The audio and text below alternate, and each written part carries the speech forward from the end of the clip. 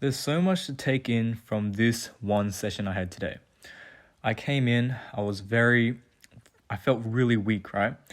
Mentally, I just wasn't prepared for those high intense leans, those planche attempts, and I didn't have like that physical readiness to actually put myself in those high stress positions, right? So I started off with a very short warmed up my rotators. I did a few leans and all that, right? Just warming up my wrist. But when I did my first casual routine of doing my straddle half lay, I felt really, really good, right? When I was going into that lean position and I was putting that stress onto my shoulders, I was like, oh, I'm not too sure. I don't really feel too good, right?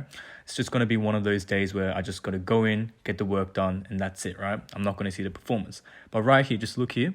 When I got into that position right there, I could hold it. I was like, whoa, I feel really good. And just have a look at this straddle right here. Just look at that.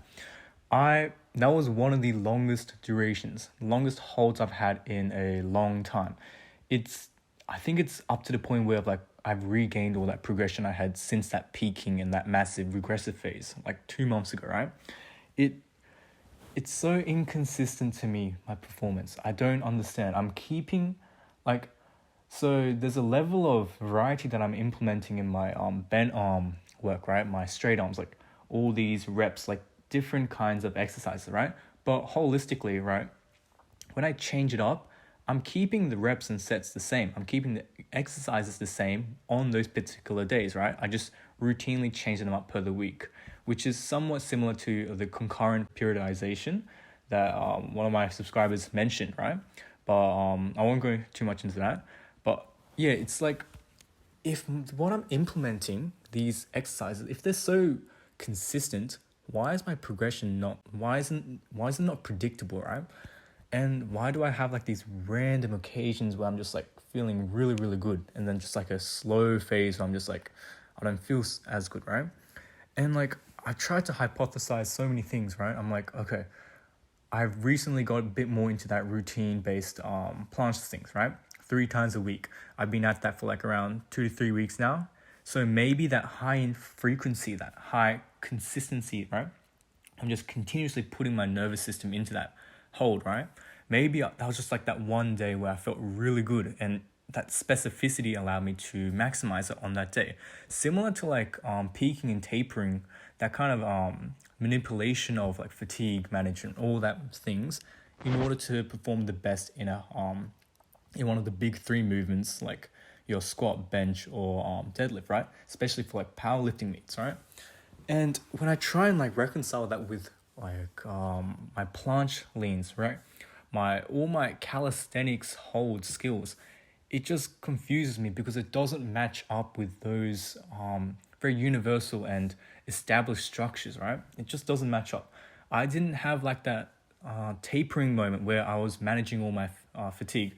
I didn't have that week where I was reducing all my volume, keeping intensity the same and all that, in order to remove all that CNS fatigue, all that physical fatigue, so that I could maximize the best, right? Maybe we need to approach calisthenics differently, right? Maybe we can't force these free weights programs. Maybe we can't force these structures into calisthenics. Maybe we have to mold it a bit and be aware of the differences in calisthenics that in particular, like those skill holds, right? They are different to, they're very different to free weights movements, right? So in that sense, we need to maybe keep the universal, like the established, just how the human body naturally reacts to stimulus. Keep that basis the same, but then change it up vary a tiny bit, and then see how well that aligns or carry overs to calisthenics. And maybe I'm just jumping into like a ton of conclusions way too fast just because of one good session, right? And maybe like I don't have like that experience to back it up, and I'm just basing it off such small experiences. But I've had this feeling before. Like I've had those days where I just suddenly peaked in strength, and that was like 3 months ago, right? And as soon as that happened, I just like slowly regressed right after that, right?